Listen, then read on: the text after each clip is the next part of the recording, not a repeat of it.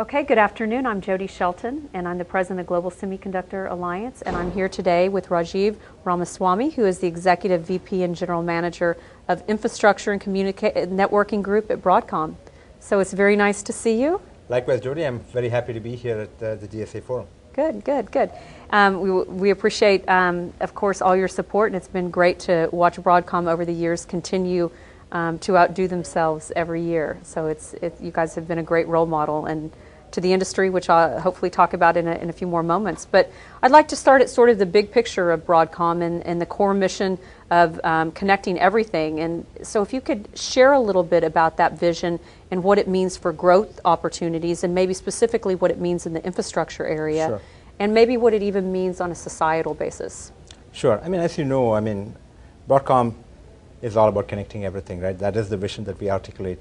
And the good thing is, from a societal perspective, if you look at the broad level, our lives are all more and more about communication. Right? Everything we do is communication, and it's getting more and more frequent. It used to be that, okay, you went to work and you were on your computer, you came home, you're on your computer. Now you're on your essentially computer all the time, wherever you are, right? So it's becoming a lot more ubiquitous. It's evolving at a very rapid pace.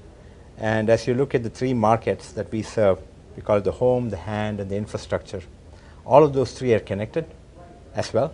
And as people deploy more mobile phones and devices in the home, that's going to impact the infrastructure, in terms of traffic demand. So all these markets are very connected, and they're all evolving at a very, very rapid pace.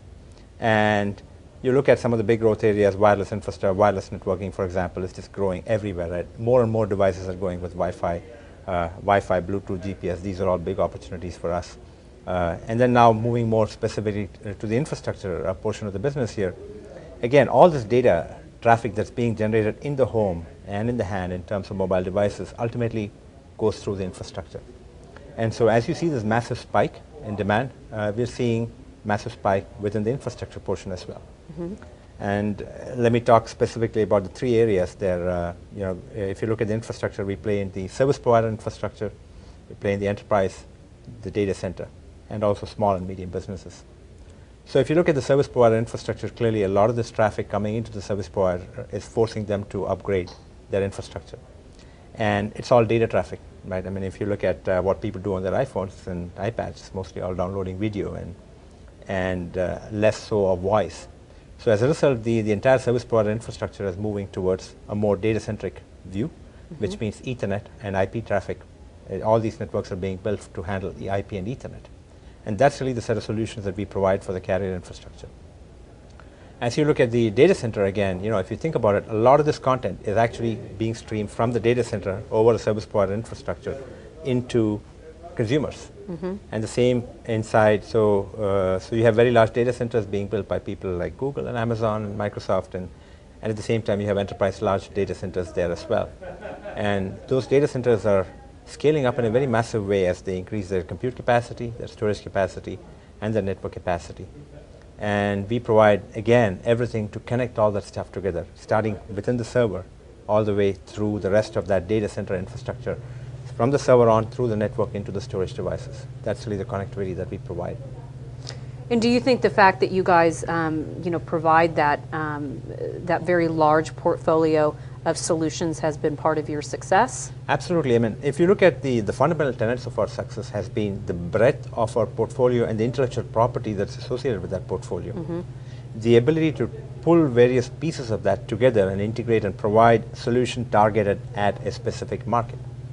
So if you look at, for example, our Ethernet solutions, right?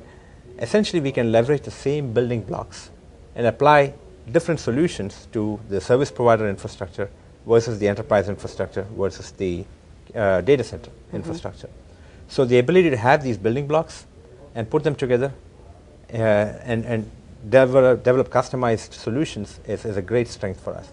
And of course, as you know, we invest a lot in process geometries and technologies and working with the foundries right. so that we are out there, always moving to the next process node and trying to get the integration and scale and, shrinkage every time. And we lead at that as well. So take the combination of execution along with this broad IP that we have. Really, this has been the recipe for our success and will continue to be our recipe for success.